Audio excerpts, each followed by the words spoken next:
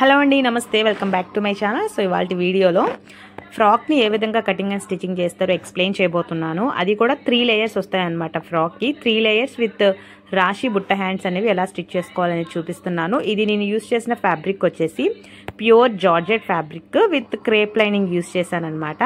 And back neck వచ్చేసి V neck వస్తుంది, front boat షేప్లో రౌండ్ నెక్ వస్తుంది, హ్యాండ్స్ రాశి బుట్ట హ్యాండ్స్ విత్ 3 లేయర్స్ అనమాట. సో ఇది full cutting and stitching video అనేది షేర్ చేస్తాను. వీడియోని ఎక్కడ స్కిప్ చేయకుండా చూడండి. అలా చూస్తేనే మీకు ప్రతి ఒక్క పాయింట్ కూడా అర్థమవుతుంది. ఇక్కడ నుంచి మన వీడియో అనేది కంటిన్యూ అవుతుంది. Let's get in to video. So ఇప్పుడు నేను చూపించే మెజర్మెంట్స్ అన్ని కూడాను నా బాడీ మెజర్మెంట్స్ బట్టి స్టిచ్చింగ్ అనేది స్టార్ట్ చేస్తున్నాను. అయితే ఇప్పుడు ఫ్రాక్ కి మనం బాటమ్ పార్ట్ వైజ్ గా చూసుకుంటే 3 లేయర్స్ వచ్చింది కదా. ఆ 3 లేయర్స్ ఏంటంటే ఫ్లోర్ లెంత్ కాదు, యాంకిల్ కి ఒక 2 ఇంచెస్ పై వరకు వస్తుంది. సో ఫస్ట్ మనం ఫ్రాక్ హైట్ అనేది మెజర్ చేసుకున్నాము. ఫ్రాక్ హైట్ వచ్చేసి ఇక్కడ షోల్డర్ పాయింట్ దగ్గర టేప్ పెట్టుకొని ఫ్రాక్ హైట్ మీకు ఎంత కావాలి అనేది తెలుస్తుంది కదా, అక్కడ వరకు మార్క్ చేసుకోండి. ఇక్కడ నాకు వచ్చేసి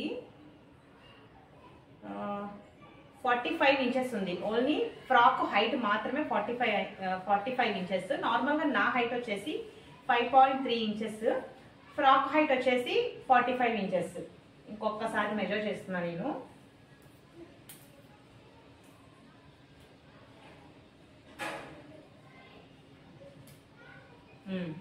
ఫ్రాక్ హైట్ 45 ఇంచెస్, ఓకేనా.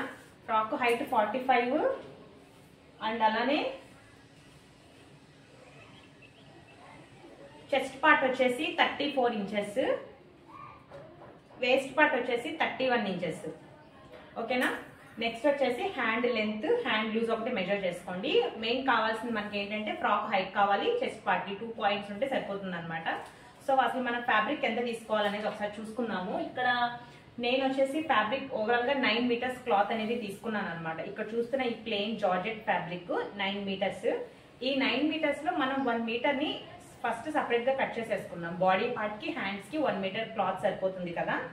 ఆ 1 మీటర్ అనేది మీరు మార్క్ చేసుకొని ఫస్ట్ అయితే కట్ చేసేసుకోండి. నేను ఇక్కడ 1 మీటర్ ని కట్ చేసేస్తున్నాను. సో అయితే 9 మీటర్స్ లో ఒక 1 మీటర్ క్లాత్ బాడీ పార్ట్ కి తీసేసాం కదా. రిమైనింగ్ 8 మీటర్స్ ఉంటుంది. ఆ 8 మీటర్స్ లో 3 మీటర్స్ క్లాత్ అనేది మళ్ళీ మనం సపరేట్ గా కట్ చేసుకోవాలి. సో ఇప్పుడు నా హ్యాండ్ లో ఉన్నది 3 మీటర్స్ అనమాట. 8 మీటర్స్ లో ఈ 3 మీటర్స్ క్లాత్ ని ఫస్ట్ ఇట్లా సపరేట్ గా కట్ చేసుకొని క్రాస్ ఫోల్డింగ్ అనేది వేసుకోవాలి. ఇలా చూస్తున్నారా, ఇలా క్రాస్ ఫోల్డింగ్ వేసుకోవాలి. తెలుసు కదా అంబ్రిల్లా ఫోల్డింగ్ ఎలా వేసుకోవాలో.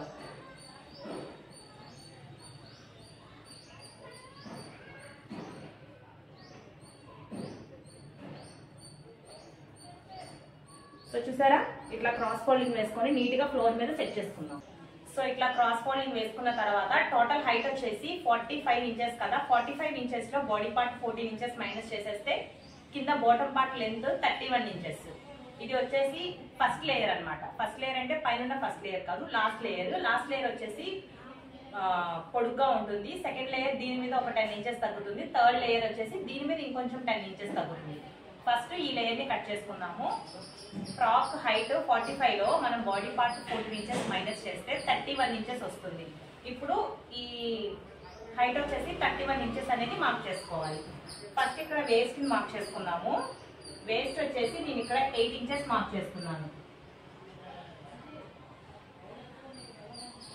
వేస్ట్ వచ్చేసి 8 ఇంచెస్ మార్క్ చేసుకున్నాను కదా. ఇప్పుడు ఈ 8 ఇంచెస్ దగ్గర నుంచి కిందకి 31 ఇంచెస్ మార్క్ చేసుకోండి.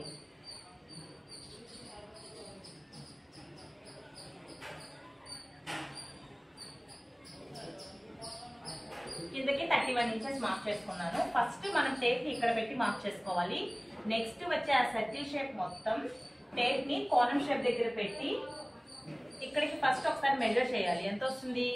42 ఇంచెస్ వచ్చింది. ఇదే 42 ఇంచెస్ ని సర్కిల్ మొత్తం మెజర్ చేసుకుంటా మార్క్ చేసుకోవాలి.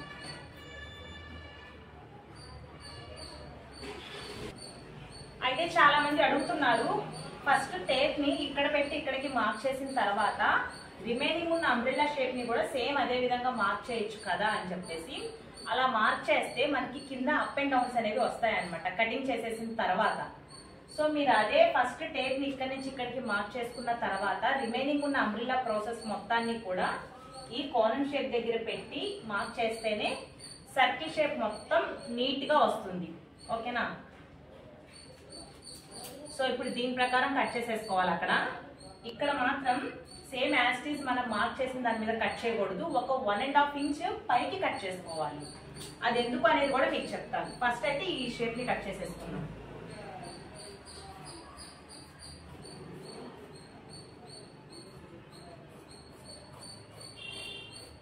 కట్ చేసుకున్నాం కదా.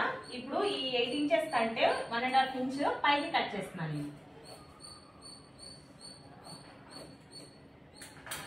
సో కట్ చేసుకున్నాం కదా. ఈ ఫ్యాబ్రిక్ ని ఇలా ఓపెన్ చేస్తే మనకి ఇక్కడ షేప్ అనేది వి షేప్ వస్తుంది. సో అలా వి షేప్ రాకూడదు, స్ట్రైట్ గా రావాలి. స్టాండింగ్ లైన్ లో స్ట్రైట్ గా రావాలి. బట్ అలా స్ట్రైట్ గా రావాలి అని అంటే మనం ఒక 1.5 ఇంచ్ పైకి కట్ చేసిన తర్వాత ఫ్యాబ్రిక్ ని ఓపెన్ చేసి అప్పుడు స్ట్రైట్ గా కట్ చేసుకోవాలి. మనం ఎగ్జాక్ట్ గా 8 ఇంచెస్ మీద కట్ చేస్తే షేప్ అనేది వి షేప్ లో వస్తుంది. అప్పుడు మనకు కుట్టేటప్పుడు కూడా అప్ అండ్ డౌన్స్ వస్తాయి. ఇక్కడ కూడా గుర్తుపెట్టుకోండి. ఓకేనా?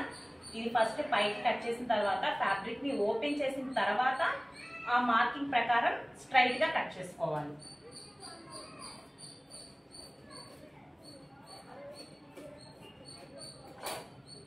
అప్పుడు షేప్ అనేది స్ట్రైట్ గా వస్తుంది. ఇది అర్థమైంది కదా ఎలా కట్ చేసుకోవాలో అనేది. ఇంకా మన దగ్గర రిమైనింగ్ 8 మీటర్స్ లో ఈ 3 మీటర్స్ తీసేసాము. అప్పుడు ఇంకా ఎన్ని మీటర్స్ ఉంటుంది? ఇంకా 5 మీటర్స్ ఉంటుంది. ఆ 5 మీటర్స్ ఫ్యాబ్రిక్ ని ఇంకా 2 లేయర్స్ అనేవి కట్ చేసుకోవాలి. ఫస్ట్ ఇది ఒక లేయర్ కట్ చేసేసుకున్నాం కదా. నెక్స్ట్ అంటే ఈ లేయర్ కట్ చేయగా ఈ ఫ్యాబ్రిక్ మిగిలింది అనమాట మనకి. ఇది ఒకటి పక్కన పెట్టుకుందాము, లాస్ట్ లో పనిచేసింది. అయితే మనకి మిగిలిన ఈ 5 మీటర్స్ క్లాత్ ని సగానికి ఫోల్డ్ చేసి కట్ చేసేస్తున్నాను నేను. 5 మీటర్స్ ని సగానికి కట్ చేస్తే ఎంత వస్తుంది?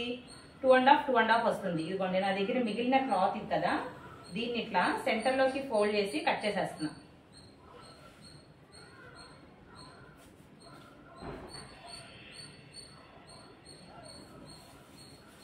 ఇట్లా 2 పార్ట్స్ గా కట్ చేసుకున్నాం కదా. ఒక పార్ట్ ని పక్కన పెట్టుకుంటున్నాను నేను. ఇప్పుడు ఇంకొక పార్ట్ ఉంది కదా, ఈ పార్ట్ ని ఇందాక నేను చూపించినట్లు అంబ్రెల్లా ఫోల్డింగ్ అనేది వేసుకోవాలి. చూడండి, ఇప్పుడు నేను ఫోల్డింగ్ చేసేది సెకండ్ లేయర్ కి, మిడిల్ లో వచ్చే లేయర్ కి ఫోల్డింగ్ చేస్తున్నాను. ఇట్లా క్రాస్ ఫోల్డింగ్ వేసుకొని ఫ్లోర్ మీద సెట్ చేసుకోవాలి. సేమ్ అదే విధంగా థర్డ్ లేయర్ కూడా అలానే వేసుకోవాలి.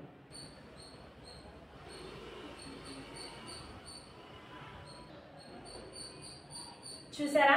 ఇది కూడా సేమ్ అదే ఫోల్డింగ్ వేసుకున్నాం కదా. సేమ్ ఇందాకలా మనం ఎలా మెజర్ చేసుకున్నాము, పైన వేస్ట్ పార్ట్ దగ్గర 8 ఇంచెస్, సేమ్ ఇక్కడ కూడా అలానే 8 ఇంచెస్ మార్క్ చేసుకోవాలి. అయితే ఫస్ట్ మనం ఇందాక ఫస్ట్ కట్ చేసిన లేయర్ 31 ఇంచెస్ అనుకున్నాం కదా. ఒకసారి మీకు అర్థం అవ్వడానికి చెప్తున్నాను. మళ్ళీ ఒకసారి 31 ఇంచెస్ దగ్గర మార్క్ చేసుకోండి. ఈ 31 ఇంచెస్ కి ఒక 5 ఇంచెస్ తగ్గించి చూద్దాం. 31 ఇంచెస్ కి 5 ఇంచెస్.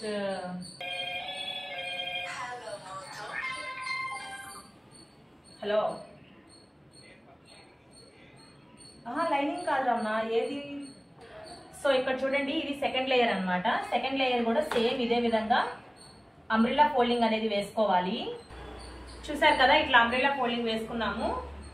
పైన ఇందాక యాస్టిస్ మనం 8 ఇంచెస్ మార్క్ చేసుకున్నాం కదా, అదే 8 ఇంచెస్ ఇక్కడ కూడా మార్క్ చేసుకొని first layer bottom part height మనం ఎంత పెట్టుకున్నాము?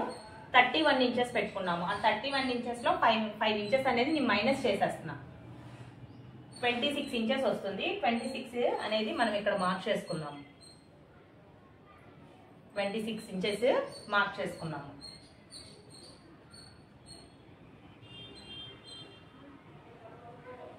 సో ఓకేనా? మనకి జిగ్జాగ్ పైన ఫోల్డింగ్ లోకి పోతుంది కాబట్టి 27 ఇంచెస్ అనేది మార్క్ చేసుకోండి. ఫస్ట్ ఇక్కడి నుంచి ఇక్కడికి మార్క్ చేసుకున్నాం కదా. ఇప్పుడు టేప్ ని కొంచెం పైకి మూవ్ చేసి 27 దగ్గరకి ఎక్కడ వరకు వస్తుందనే చూసుకోవాలి. 38 వచ్చింది. ఇదే 38 సర్కిల్ షేప్ మొత్తం మార్క్ చేసుకోవాలి.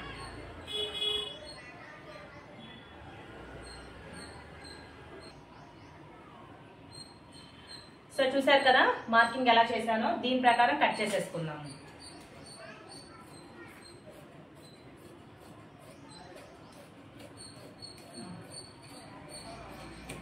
ఓకేనా. ఇక్కడ కట్ సో చూసారు కదా, ఇక్కడ మనం 8 ఇంచెస్ మార్క్ చేసుకున్నాం కదా. సేమ్ యాజ్ ఇట్ ఈస్ మనకి ఫస్ట్ లేయర్కి ఎలా అయితే పైకి కట్ చేసుకున్నాము దీనికి కూడా అలానే కట్ చేసుకోవాలి. నెక్స్ట్ ఇది ఓపెన్ చేసుకున్న తర్వాత ఈ మార్కింగ్ దాని ప్రకారం కట్ చేసేసుకోవాలి. ఇప్పుడు ఈ 2 లేయర్స్ని మీకు ఎక్స్ప్లెయిన్ చేశాను కదా. ఫస్ట్ లేయర్ వచ్చేసి ఇదనమాట. ఒకసారి ఓపెన్ చేస్తున్నాను నేను, చూడండి. ఫస్ట్ లేయర్ అండ్ దీనిపైన సెకండ్ లేయర్ కూడా ఎలా మెజర్ చేసుకోవాలనేది చూపించాను మీకు.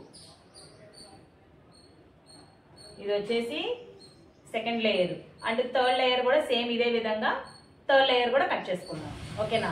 సేమ్ ఇలానే ఉంటుంది, పెద్ద తేడా ఏముండదు. సెకండ్ లేయర్ మీద ఒక 5 ఇంచెస్ తగ్గించుకొని కట్ చేయాలి. ఓకేనా. ఇదిగోండి ఈ 3 లేయర్స్ ని కట్ చేసేసాను. లేయర్ కి కూడాను 5 ఇంచెస్ అనేది డిఫరెన్స్ పెట్టాను అనమాట. ఫస్ట్ 5 ఇంచెస్ కట్ చేసుకున్నాను కదా, నాకు 5 ఇంచెస్ మరీ చిన్నగా అనిపించింది, అందుకే ఇంకొక 5 ఇంచెస్ ఎక్స్ట్రా పెట్టాను. లేయర్ కి 10 ఇంచెస్ అనేది ఎక్స్ట్రా పెట్టాను అనమాట. ఇక్కడ మీకు చాక్ పీస్ తో మార్క్ చేస్తున్నాను చూడండి. ఇక్కడ ఒక లేయర్ ఉంది, ఇక్కడ ఒక లేయర్ ఉంది. సో ఇదిగోండి ఇదొక లేయర్, ఇదొక లేయర్, ఇదొక లేయర్, మొత్తము 3 లేయర్స్. సో కటింగ్ అర్థమైంది కదా. దీని ప్రకారమే దీని కింద వేసే లైనింగ్ ఫ్యాబ్రిక్ ని కూడా కట్ చేసుకోవాలి. లైనింగ్ ఫ్యాబ్రిక్ కూడా సేమ్ ఇదే విధంగా కట్ చేసుకోవాలి. కాకపోతే ఇన్ని ముక్కలు అవసరం లేదు. మనం ఫస్ట్ ఈ లేయర్ కట్ చేసుకున్నాం కదా, ఇది ఎంత లెంత్ అయితే పెట్టుకున్నామో దీనికంటే ఒక 1 ఇంచ్ తగ్గించుకొని లైనింగ్ ఫ్యాబ్రిక్ ని కట్ చేసుకున్నాము. సో బాటమ్ పార్ట్ ఎలా కట్ చేసుకోవాలో అర్థమైంది కదా. ఇప్పుడు బాడీ పార్ట్ అండ్ హ్యాండ్స్ ని కూడా చూపిస్తాను. సో ఇప్పుడు మనం బాడీ పార్ట్ ని కట్ చేసుకుంటున్నాము. బాడీ పార్ట్ ని లైనింగ్ ఫ్యాబ్రిక్ మీద కట్ చేసి చూపిస్తున్నాను. లైనింగ్ ఫ్యాబ్రిక్ ఇట్లా 4 ఫోల్డింగ్స్ అనేవి వేసుకోవాలి అన్నారు కదా. క్రేప్ లైనింగ్ మీద మార్కింగ్ చేసుకుంటున్నాను నేను. సో కింద ఇలా వేస్ట్ లోకి ఒక 1.5 ఇంచ్ అనేది తీసేస్తున్నాను. ఇక్కడి నుంచి మార్క్ చేసుకుందాము. బాడీ పార్ట్ హైట్ వచ్చేసి 14.5 ఇంచ్ అనేది మార్క్ చేసుకోవాలి. Body part height 14.5 inches mark చేసుకున్నాము. అలానే నెక్ వెడల్పు 3.5 ఇంచెస్. షోల్డర్ పాయింట్ వచ్చేసి 3 inches. So shoulder points with ఇంత వద్దు అని అనుకుంటే మీరు 2 ఇంచెస్ అయినా మార్క్ చేసుకోవచ్చు. నేను ఇక్కడ 3 ఇంచెస్ పెట్టాను. అలానే చంక భాగం నేను ఇక్కడ 7.5 ఇంచెస్ మార్క్ చేస్తున్నాను.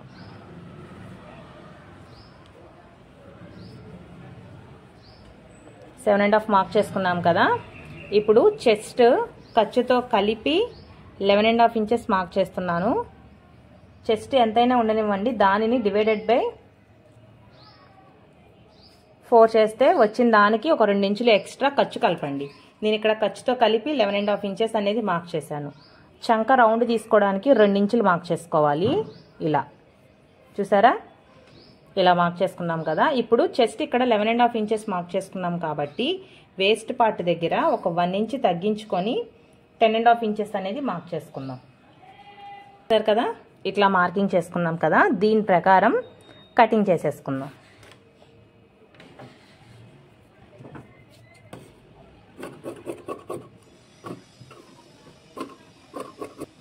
ఇట్లా కట్ చేసుకున్న తర్వాత ఈ బాడీ పార్ట్స్ రెండింటినీ కూడాను నేను సపరేట్ చేసేస్తున్నాను.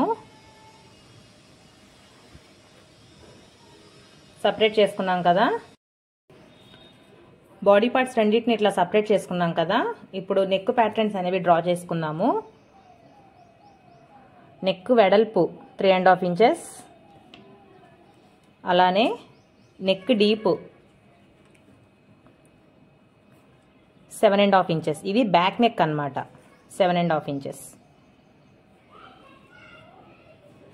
ఇలా ఎల్ షేప్లో డ్రా చేసుకోవాలి. ఇలా ఎల్ షేప్లో డ్రా చేసుకున్న తర్వాత ఇక్కడి నుంచి ఇలా వి షేప్ వచ్చినట్టు వచ్చి ఇట్లా కర్వ్ తిరగాలి. అర్థమవుతుందా? ఇక్కడి నుంచి ఇలా. సో మీకు ఇంకా డీప్ కావాలంటే డీప్ అనేది పెంచుకొని కట్ చేసుకోవడమే. ఇది బ్యాక్ నెక్ వి షేప్ వస్తుంది, ఫ్రంట్ నెక్ రౌండ్ షేప్ వస్తుంది. దీని ప్రకారం కట్ చేసేసుకుందాం. బ్యాక్ నెక్ అర్థమైంది కదా. అలానే ఫ్రంట్ నెక్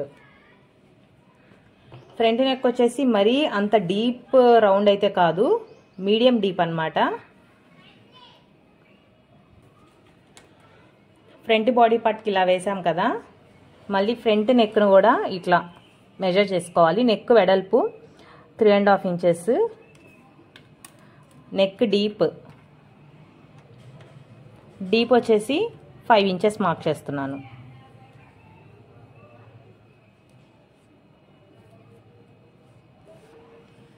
ఇలా ఎల్ షేప్లో డ్రా చేసుకొని రౌండ్గా డ్రాయింగ్ వేసుకోవాలి.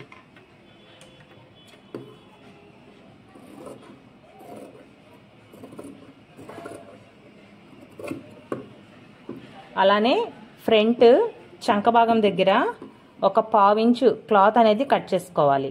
చంక లోతు పనికొస్తుంది అనమాట. ఇట్లా 1/2 ఇంచు క్లాత్ కట్ చేసుకుంటే ముడతలు లేకుండా నీట్గా ఉంటుంది.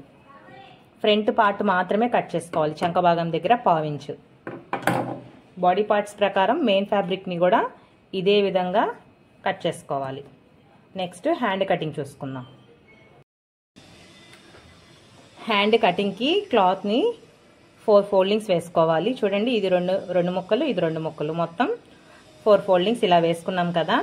హ్యాండ్ లెంత్ అనేది ముందు మనం మార్క్ చేసుకోవాలి. లైనింగ్ ఫ్యాబ్రిక్ మీదే హ్యాండ్ కటింగ్ చేస్తున్నా నేను. హ్యాండ్ లెంత్ వచ్చేసి 10 ఇంచెస్ మార్క్ చేస్తున్నాను. జస్ట్ ఫస్ట్ మీరు నార్మల్ హ్యాండ్లా కట్ చేసేసుకోవటమే. హ్యాండ్ వెడల్పు 10 ఇంచెస్ ఇలా అడ్డంగా గీత గీసుకొని మళ్ళీ ఇక్కడి నుంచి ఒక 3 ఇంచెస్ కిందకి మార్క్ చేసుకోవాలి. మార్క్ చేసుకున్నాం కదా. హ్యాండ్ లూజు ఖర్చుతో కలిపి 8.5 ఇంచెస్ మార్క్ చేసుకుంటున్నాను నేను. ఇలా క్రాస్గా మార్క్ చేసుకొని హ్యాండ్ షేప్ ఎలా అయితే ఉంటుందో అలా డ్రాయింగ్ వేసుకోవాలి. ఇలా డ్రాయింగ్ వేసుకున్నాం కదా. ఇప్పుడు మనకి రాశి బుట్ట హ్యాండ్స్ కాబట్టి ఇక్కడి నుంచి పైకి ఒక 3.5 ఇంచెస్ మార్క్ చేసుకున్నాను బుట్టకి. అలానే వెడల్పు మాత్రం 2.5 ఇంచెసే మార్క్ చేసుకోవాలి. అర్థమవుతుంది కదా. ఇక్కడి నుంచి ఇట్లా కర్వ్ షేప్ అనేది తీసుకురావాలి. చూడండి, ఇక్కడి నుంచి షేప్ అనేది ఇట్లా కంటిన్యూ అవుతుంది. దీని ప్రకారం కట్ చేసుకుందాం.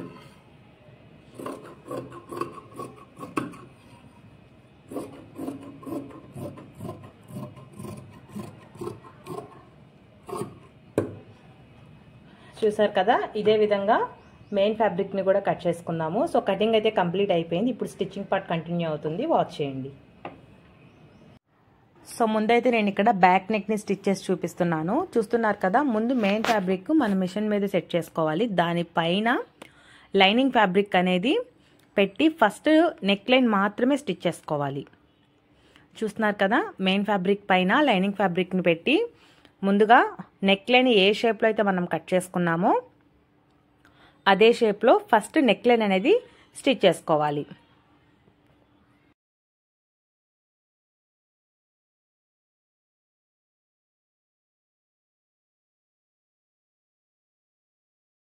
చూసారు కదా, ఆ విధంగా స్టిచ్ చేసిన తర్వాత సెంటర్లో కనిపిస్తున్న మెయిన్ ఫ్యాబ్రిక్ని ఎడ్జ్ వరకు కట్ చేసేసుకొని ఆ నెక్ లైన్ మొత్తం చిన్న చిన్నగా కటింగ్స్ అనేవి పెట్టుకోవాలి. ఇలా పెట్టిన తర్వాత మెయిన్ ఫ్యాబ్రిక్ని బ్యాక్ సైడ్కి టర్న్ చేసుకోవాలి. సో ఇలా టర్న్ చేసుకున్న తర్వాత మళ్ళీ ఆ నెక్ లైన్ మొత్తం ఇంకొకసారి కుట్ అనేది వేసుకోవాలి. సో సేమ్ ఇదే ప్రాసెస్లో మనం ఫ్రంట్ నెక్ని కూడా ఇలానే స్టిచ్ చేసుకోవాలి. ఫ్రంట్ రౌండ్ నెక్ అనేది కట్ చేసుకున్నాం కదా, అది కూడా సేమ్ ఇదే ప్రాసెస్ అన్నమాట. చూస్తున్నారు కదా, ఇట్లా లైనింగ్ ఫ్యాబ్రిక్ని బ్యాక్ సైడ్కి టర్న్ చేసుకొని మళ్ళీ దానిపైనే ఇంకొక కుట్ అనేది వేసుకోవాలి.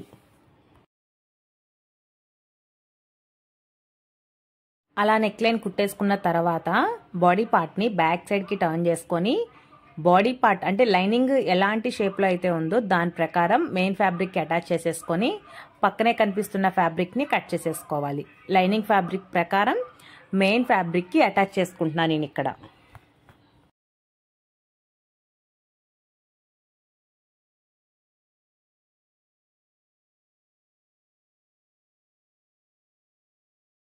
సో చూసారు కదా, బ్యాక్ నెక్ అయితే కంప్లీట్ అయ్యింది. బ్యాక్ నెక్ ఇలా స్టిచ్ చేసుకున్న తర్వాత బ్యాక్ డాట్స్ వేసుకోవాలి.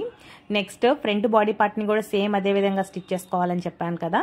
సో ఫ్రంట్ బాడీ పార్ట్ కూడా కంప్లీట్ అయిన తర్వాత 2 బాడీ పార్ట్స్ని షోల్డర్స్ అనేవి అటాచ్ చేసుకోవాలి. ఇక్కడ నేను 2 బాడీ పార్ట్స్ కుట్టుకున్న తర్వాత షోల్డర్స్ని జాయిన్ చేసేసుకుంటున్నాను. నెక్స్ట్ వచ్చేసి దీనికి ఇప్పుడు హ్యాండ్స్ని అటాచ్ చేసుకోవాలి. సో ఇక్కడ నేను ఏంటంటే హ్యాండ్స్కి ఆల్రెడీ లైనింగ్ ఫ్యాబ్రిక్ని మెయిన్ ఫ్యాబ్రిక్ని రెండింటికి కలిపి ఒక కుట్టు అనేది వేసేసాను అనమాట. అంటే రెండింటిని అటాచ్ చేసేసాను. చూస్తున్నారు కదా, ఇట్లా లైనింగ్ ఫ్యాబ్రిక్ ప్రకారం మెయిన్ ఫ్యాబ్రిక్ని అటాచ్ చేసేసుకున్నాం కదా. ఇప్పుడు నేను ఇక్కడ కింద ఏం చేస్తున్నానంటే హ్యాండ్కి ఎల్బో పార్ట్ ఉంది కదా, ఆ ఎల్బో భాగం దగ్గర లైట్గా ఒక పాదమించు గ్యాప్తో డబల్ ఫోల్డింగ్ వేసుకొని స్ట్రైట్గా ఒక కుట్టు అనేది వేసుకోవాలి. లైనింగ్ ఫ్యాబ్రిక్ని మెయిన్ ఫ్యాబ్రిక్ అటాచ్ చేసుకున్న తర్వాత ఎల్బో హ్యాండ్ దగ్గర డబల్ ఫోల్డింగ్ వేసుకొని ఒక కుట్టు వేసుకుంటున్నాం ఇక్కడ. సో ఒక కుట్టు వేసుకున్న తర్వాత మళ్ళీ హ్యాండ్ని రివర్స్కి టర్న్ చేసుకొని మెయిన్ సైడ్ కూడా వచ్చేటట్లు ఇంకొక కుట్టు చివరి భాగం దగ్గర వేసుకోవాలి. ఇలా వేసుకున్నాం కదా. ఇప్పుడు హ్యాండ్కి పైన మనం పఫ్ పెట్టుకున్నాం కదా రాశి బుట్ట హ్యాండ్స్ టైప్లో, ఆ పఫ్ని ఎలా మెజర్ చేయాలనేది ఇక్కడ ఒకసారి చూడండి. టేప్ని తీసుకొని హ్యాండ్ ఎల్బో దగ్గర టేప్ పెట్టి మన హ్యాండ్ లెంత్ ఎంత ఉంది అనేది మనకి ఫస్ట్ ఆఫ్ ఆల్ మనకు కావాల్సింది. ఇక్కడ నేను హ్యాండ్ లెంత్ వచ్చేసి 9 ఇంచెస్ మార్క్ చేస్తున్నాను. హ్యాండ్ లెంత్ 9 ఇంచెస్ దగ్గర ఒక మార్కింగ్ పాయింట్ పెట్టుకున్నాను కదా, అదే విధంగా 9 ఇంచెస్ని చివరి వరకు బార్ చేశాను అన్నమాట. ఈ విధంగా ఈ మార్కింగ్ లైన్ అనేది మనకి మెయిన్ ఫ్యాబ్రిక్ సైడ్ పెట్టుకోవాలి, లైనింగ్ ఫ్యాబ్రిక్ సైడ్ కాదు. అలా మార్కింగ్ లైన్ గీసిన తర్వాత సెంటర్లో ఒక చిన్న కట్ అనేది పెట్టుకున్నాను నేను ఇక్కడ. సో చూస్తున్నారు కదా, ఇట్లా మెయిన్ సైడ్కి డ్రా చేసుకొని సెంటర్లో చిన్న కటింగ్ పెట్టుకున్నాం కదా. మనం ఎక్కడైతే డ్రాయింగ్ స్టార్ట్ చేసామో అక్కడి నుంచి చిన్న చిన్నగా ఫ్రిల్స్ అనేవి పెట్టుకోవాలి. నాకు ఎగ్జాక్ట్గా 3 ఫ్రిల్స్ వచ్చాయన్నమాట. 3 ఫ్రిల్స్ ఒకవైపు, 3 ఫ్రిల్స్ ఒకవైపు, మొత్తం 6 ఫ్రిల్స్ వచ్చాయి. ఇట్లా ఫస్ట్ ఫ్రిల్ని నార్మల్గా పెట్టుకోవాలి. అండ్ నెక్స్ట్ వచ్చే ఫ్రిల్స్ ఆపోజిట్ డైరెక్షన్లో ఫ్రిల్స్ అనేవి పెట్టాలి. ఫస్ట్ క్లాత్ని లోపలికి ఫోల్డింగ్ చేయాలి. అండ్ నెక్స్ట్ వచ్చేసి క్లాత్ని బయటికి ఫోల్డింగ్ చేయాలి ఆపోజిట్ డైరెక్షన్లో. అర్థమవుతుంది కదా. సో ఇదే విధంగా సేమ్ ఇంకొక హ్యాండ్ని కూడా స్టిచ్ చేసుకొని పక్కన పెట్టుకోండి. ఇప్పుడు ఈ హ్యాండ్ని బాడీ పార్ట్కి అటాచ్ చేసుకోవాలి. సో చూసారు కదా, హ్యాండ్ని ఇట్లా సెంటర్ పాయింట్ బేస్ చేసుకొని బాడీ పార్ట్కి అటాచ్ చేసేసుకోవాలి.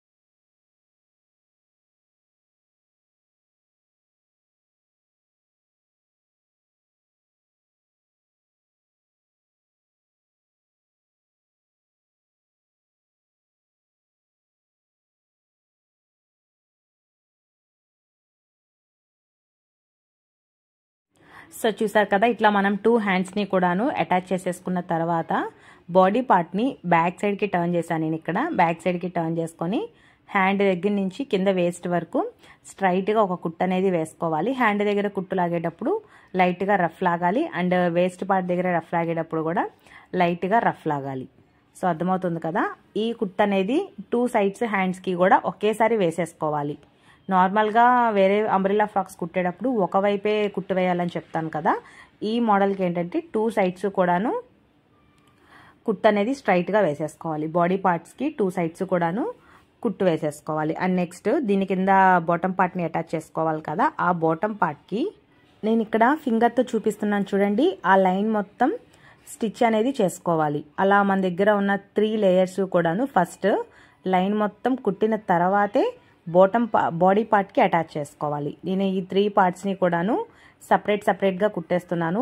ఏ లేయర్కి ఆ లేయర్ సపరేట్గా స్టిచ్ చేసుకోవాలి, ఒక లైన్ స్టిచ్ చేసుకోవాలి. ఓకేనా.